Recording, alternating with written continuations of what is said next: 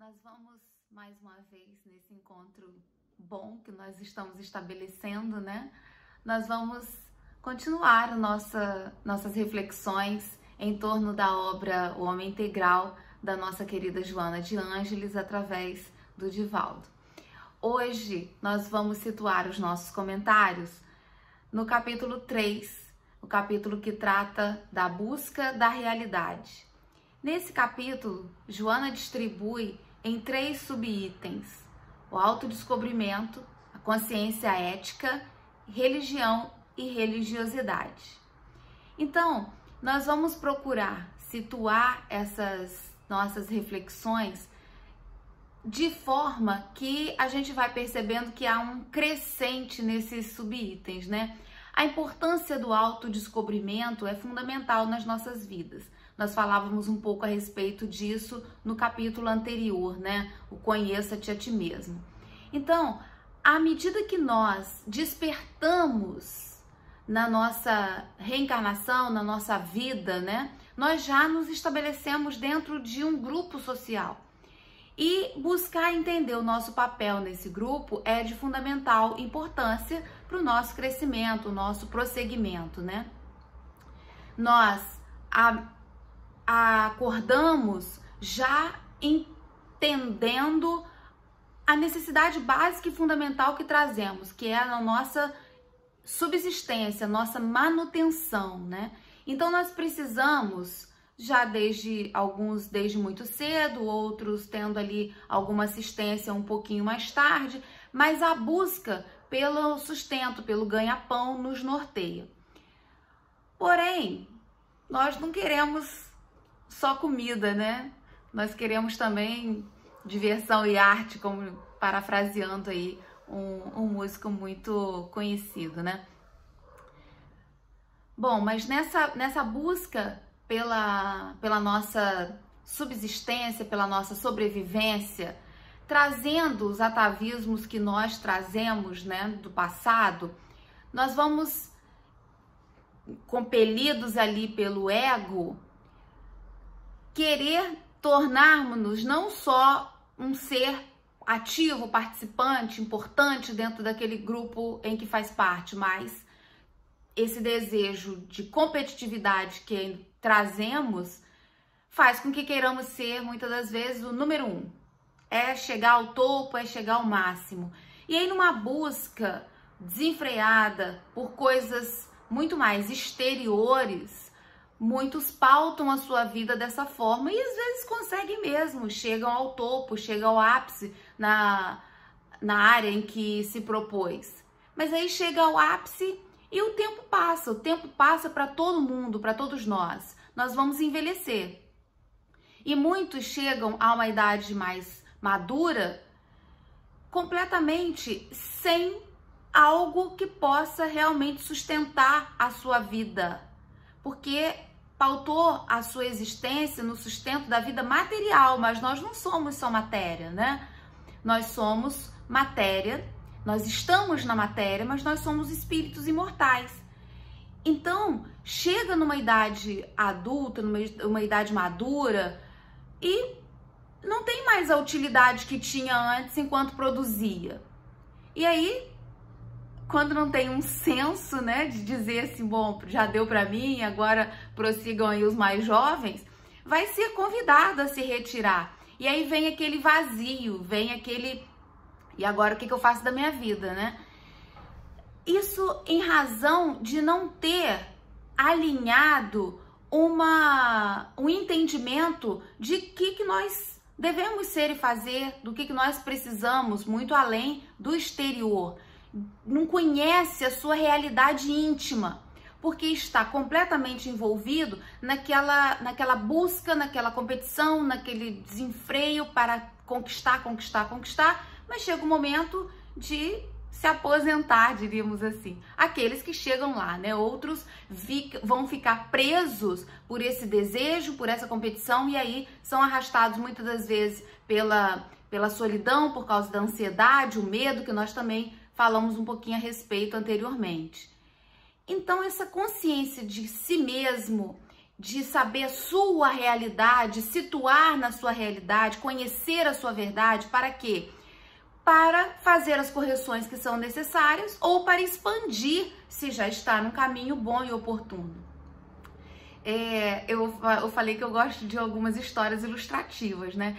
E eu trago uma que é real, é da vivência de 3 amigas, onde essa busca de autodescobrimento ainda estava por conquistar em algumas, porque às vezes nós achamos que já estamos em determinado nível, faremos determinadas coisas, achamos, mas quando chega a prova, quando nós somos confrontados ali com a nossa realidade, às vezes é completamente diferente, o oposto daquilo que a gente estava achando, né?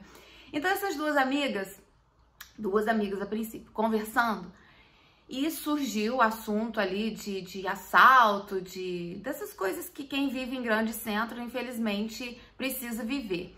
E uma dizia assim, se eu for assaltada ou quando eu for assaltada, vou ficar quieta nada. Eu vou atrás desse ladrão se ele quiser pegar minha bolsa, que absurdo, acho isso um absurdo, uma falta de respeito. E desfilava ali o seu achismo. A outra falava assim, você tá louca? Jamais faria isso. Eu acho que eu nem me movo, não sei nem se eu vou conseguir respirar, porque eu fico apavorada só de pensar em assalto. Vida que segue. Um dia elas estavam na rua, né? As duas estavam juntas, e aí foram convidadas a viver a prova, né? Chegou ali alguém que anunciou um assalto, e naquele momento, porque aí é onde você vai colocar para fora como você realmente está. Aquela que disse que ia fazer e acontecer, petrificou, completamente petrificou. E a outra que falou que ia congelar, porque ela tinha pânico, ela surtou.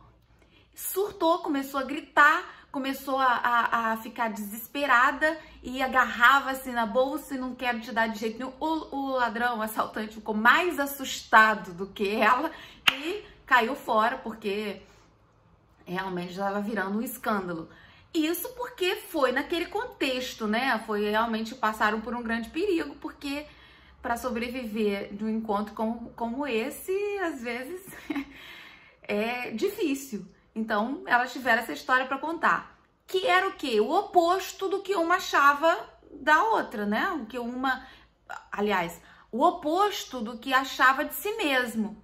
E aí, conversando com uma terceira amiga, essa terceira amiga disse assim, se um dia, ou no momento em que eu for ter que viver isso, eu vou conversar com o assaltante, eu vou tentar negociar com ele ali, vamos ver, mas congelar não vou e sair desesperada também não, eu vou conversar com ele. Riam, né? Riam dela, falando assim, porque você não sabe, a hora que chegar a sua vez é que você vai ver e tal. E chegou a vez. E de dia claro, dirigindo, parou num sinal e veio uma pessoa. Ela disse que ela até pensou assim, eu achei que vinha pedir algum dinheiro, alguma coisa, porque nos grandes centros a gente está muito habituada a isso, né? E quando virou para poder atender, para falar com a pessoa, ele anunciou que era um assalto e pediu que ela mandasse ali a bolsa, que a bolsa estava no banco de trás e passa sua bolsa agora.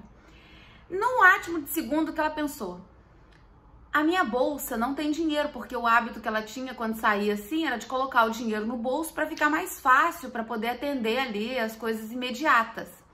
E a bolsa só tinha os documentos, o que faria muita falta para ela, né? Ela disse que ela olhou muito firme para ele e disse assim, meu filho, na minha bolsa não tem dinheiro nenhum. O que eu tenho de dinheiro está no meu bolso. Eu te dou o que está no bolso, o dinheiro, e você deixa a bolsa comigo. Aí, ele não queria bolsa, e era uma bolsa grande, uma bolsa vermelha grande, ela contava isso rindo. Imagina ele sair correndo com uma bolsa vermelha, com certeza vão apanhá-lo logo, né? E aí ele concordou. Ela tirou o dinheiro, entregou para ele, mas aí ele já estava prestando atenção em quem mais estava no carro, tinha uma acompanhante. Ele, então me passa aí. E ela entregou o dinheiro e disse assim, olha, vai com Deus, tudo de bom para você. Ele, olha, passa a aliança. E aí ela foi falar com a companheira que estava do lado, falou assim, olha, passa aí a aliança. E a companheira falou assim, mas por que eu vou te dar aliança? Ela não tinha entendido que era um assalto.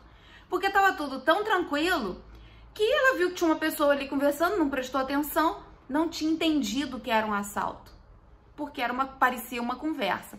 Aí entregou a aliança, a outra falou assim, olha, agora já tá bom, né? Vai com Deus, Deus te abençoe e tal, e ele foi embora. E aí depois tiveram ali a conversa as três, né, as duas ficaram estupefatas, como que ela conseguiu ter essa calma. E ela disse, olha, eu trabalhei isso ao longo da minha vida, já sabia que em algum momento isso ia acontecer. E eu procurava pensar qual seria a melhor forma de lidar com isso. E aí não teve outra. Essa é a importância do autodescobrimento. Quando a gente se conhece, quando a gente sabe a nossa realidade, nós saberíamos identificar, eu vou surtar. Não, eu vou petrificar. Não, eu vou conversar com quem estiver ali me confrontando. Realmente, saber em que nível está. E como é que a gente sabe isso? A gente sabe isso à medida que a gente vai vivendo esses encontros na vida. Porque todos nós vivemos esses encontros, né? De algo desagradável, de algo mais agradável. E aí, como a gente vai reagindo a essas coisas, a gente vai conseguindo nos situar. Eu vou voltar a falar sobre a questão 919 do Livro dos Espíritos, porque Santo Agostinho dá um passo a passo de como a gente pode fazer para encontrar esse autoconhecimento, que é passar em revista o nosso dia. Eu acho interessante como ele aborda, porque ele não fala pra gente passar em revista a nossa vida, coisa que a gente às vezes fica querendo, vai fazer uma análise interior e começa a querer se analisar desde quando era criancinha. Isso é para terapia. Nós devemos buscar fazer o nosso dia, porque aí não fica pesado. Ao longo da nossa vida, uma porção de coisas a gente faz que não é muito adequada, não é muito agradável, mas analisa o dia. O que eu fiz hoje? Aquilo ali que eu fiz não foi legal, amanhã eu vou retratar, ou então não dá mais para retratar. Então vou perdoar e seguir. Essa análise é fundamental, porque a gente precisa saber quem nós somos para, conhecendo essa nossa verdade interior, corrigir o que a gente precisa, e a gente tem muita coisa que a gente precisa corrigir, ou ampliar, aumentar as nossas possibilidades. O ser consciente, ele que já tem uma consciência já despertada, ele vai poder servir a sua coletividade de uma forma muito melhor, porque ampliando a consciência de si, você tem a consciência ética, que são os valores que aquele grupo social estabeleceu para uma vivência, e esses valores sociais, eles vêm contra o nosso ego. Enquanto nós estamos muito voltados para as nossas questões, não conseguimos ver muito bem o que está à nossa volta. A consciência ética nos traz uma responsabilidade de quem nós somos, o nosso papel muito além do nosso ganha-pão, e sim do que nós podemos fazer nesse grupo social que nós temos influência. Influência hoje é uma palavra muito utilizada, né? Quem mais não quer ser um influenciador? São os influencers que a internet pôde trazer. Querem influenciar. Influenciar para quê? Isso é importante pensar. Quero influenciar porque eu quero ficar famoso e ganhar dinheiro. Olha, é um passo que está lá atrás, antes do despertamento dessa autoconsciência. Por quê? Porque está buscando ainda ser o número 1, ser o principal. Em algum momento vai passar. Em algum momento não vai conseguir produzir tantos vídeos com a velocidade que as pessoas gostam de consumir.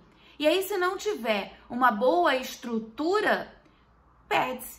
Muitos perdem-se ali naquele pânico de já não sou mais aquele que era tão conhecido.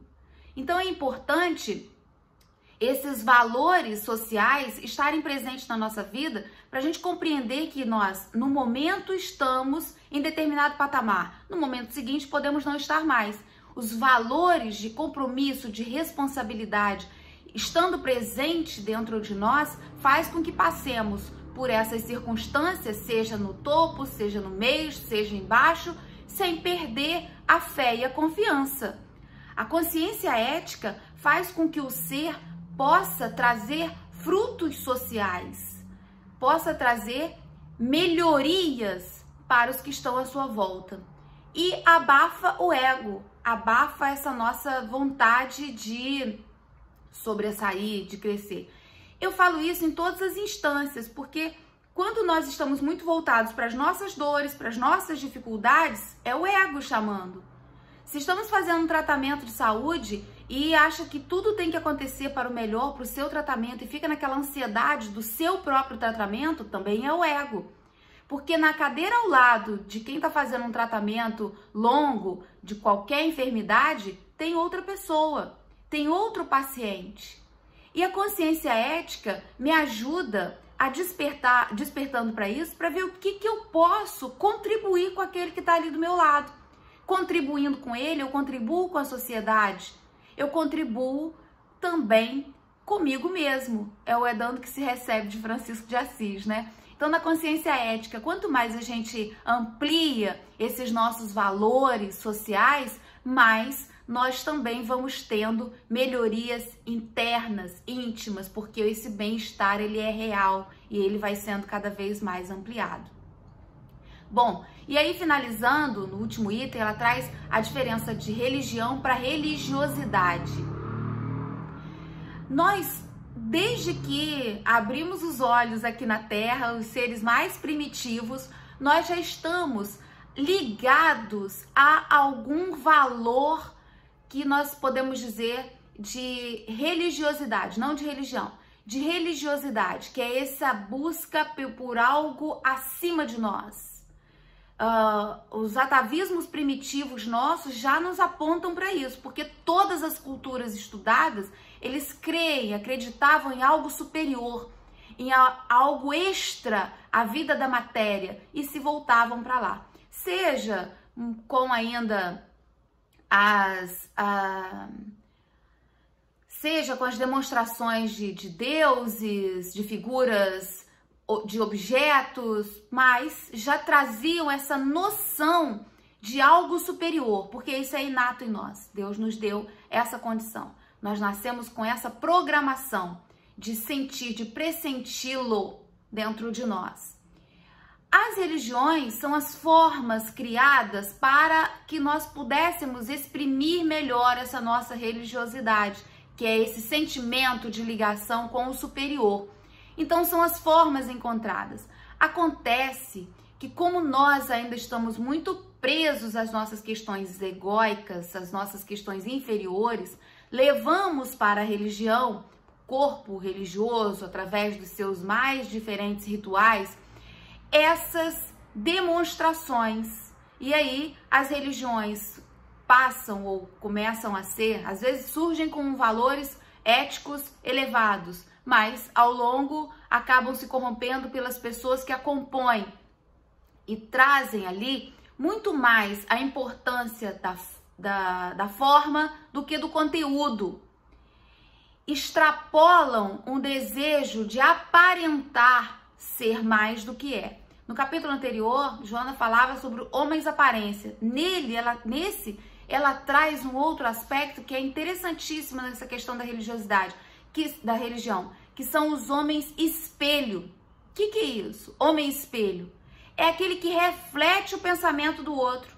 Ele ainda não fez esse processo de autodescobrimento, de encontro com a verdade própria e aquela que o impulsiona, e ele vai na onda do outro. A gente tem muito disso, porque é mais fácil, momentaneamente, envolver-me nas ideologias que os outros já estudaram ou estão passando ali com tanta segurança. É mais fácil me envolver e concordar e repetir do que fazer esse processo de quê? De entendimento, trazendo a razão. O que é isso? Por que é isso? Para que é isso dentro ali daquela religião que eu estou proferindo? Ah, mas olha, eu acho que não é bem assim, então eu vou buscar uma outra que melhor se identifique com os princípios que eu estou trazendo ou aprendendo naquele momento. A diferença é brutal do ser que vai que frequenta o seu núcleo de religião mais adequada, daquele que realmente vivencia, daquele que realmente exterioriza o que raciocina dentro daquela doutrina, daquele corpo doutrinário e acredita e não só repete. Essa diferença faz com que a gente viva de um jeito muito melhor, porque as religiões, elas têm esse intuito de religar, né? A própria palavra, ela quer dizer isso, uma ligação com Deus. Religião, religar. Religar quem? O homem a Deus, né? O religare, que nós aprendemos no latim. Religare, do latim, que é a religação do homem com Deus. E esse religar o homem com Deus faz com que a fé se estreita, se estabeleça, cresça e aí a gente viva muito melhor. Por quê? Porque a gente vive sabendo o nosso contexto, tendo a esperança no futuro. Então a gente vive sem essas pressões que a própria sociedade estabelece para nós na condição em que vivemos. Conseguimos trabalhar o medo, a solidão, esse desespero às vezes que sentimos por essas questões maiores, sociais, seja na nossa pequena sociedade familiar, seja na sociedade em que nós estamos inseridos. A fé faz com que a gente viva melhor, compreendendo que Deus está acima de tudo, não nos deixa ficar nesse turbilhão. Certa ocasião, eu conversava com uma senhora que nos procurou para falar ali dos processos que estava vivendo e ela estava mergulhada no medo, nessa solidão interna, apesar da família, mas uma solidão íntima e vivendo uma ansiedade social muito grande pela pandemia em que nós estamos vivendo, inclusive. Então ela sentindo ali o peso disso, né? E na nossa conversa a gente buscando, primeiro, tem alguma formação religiosa? Porque se você traz uma formação religiosa, ela pode te dar esse sustento nesse momento, é ela que deve dar. Ah, eu tenho, vou sempre à igreja e gosto de ficar lá um pouco, gosto mais de quando não tem ninguém. Prefiro ir sozinha para poder fazer ali as minhas orações. Então, vai rezando, vamos pedindo a Deus, e a oração é esse momento que vai trazer esse fortalecimento. Ela, mas eu rezo todo dia. Todo dia eu rezo. Mas, e aí, eu fiquei refletindo, né? Fiquei pensando e dividindo isso com vocês. Então, não precisa rezar todo dia. Reza uma vez por mês, uma vez por ano, dia sim, dia não. Porque não tá rezando. Tá repetindo palavras. E muitas das vezes nós repetimos palavras. Quando nós saímos de uma oração onde nós não sentimos algo diferente dentro de nós não estabelecemos um contato com Deus. Simplesmente repetimos algumas palavras. Porque a oração, essa ligação que a gente estabelece mentalmente com Deus na mesma hora, traz um bálsamo, um conforto imediato, porque a gente está se ligando com Deus, que é o nosso Pai Criador. Então, ativa dentro de nós aquele chip que todos nós trazemos. Traz sossego, traz calma, revive a fé, ela revigora, porque a gente tem a certeza de não estar sozinho. Então, a religiosidade é no ser, a religião na forma. Então, se o ser consegue fazer esses momentos profundos, não precisa ser toda hora, você não consegue fazer isso toda hora, mas nos alimenta. Então, muito mais do que fazer as orações repetidas, nós precisamos refletir nas palavras que nós estamos proferindo e se há realmente uma crença nesse a quem eu estou me dirigindo, que é Deus nosso Pai. Porque se eu acredito que Deus é o nosso Pai Criador e que estabeleceu para nós as leis naturais que nos levam ao crescimento, saindo do caos em que nos encontramos para uma melhora, tranquilo. Nós temos alimento para vivenciarmos as refregas que todos nós aí estamos inseridos nas lutas diárias. Então é importante avivar dentro de nós esse sentimento de religiosidade, que é o que faz com que tenhamos força, bom ânimo e coragem. E aí vamos sair revigorados desses enfrentamentos. Por isso, meus queridos, que nós possamos aproveitar muito essas reflexões, num autodescobrimento, entendendo o nosso papel, quem nós somos, onde estamos situados, o que a gente precisa corrigir, o que a gente já pode crescer e alavancar, aumentar, buscando ali exteriorizar cada vez mais no nosso grupo de vivência, ampliando nos valores éticos as melhoras que eu posso fazer e trazer, e também aumentando cada vez mais a fé, vivendo de uma forma importantíssima, grande, essa religiosidade que todos nós podemos viver, independente da religião em que estivermos inseridos. Muita paz em seus corações. Um grande beijo e até o nosso próximo encontro, nosso próximo capítulo, no avançar dessa obra que é tão rica e valorosa.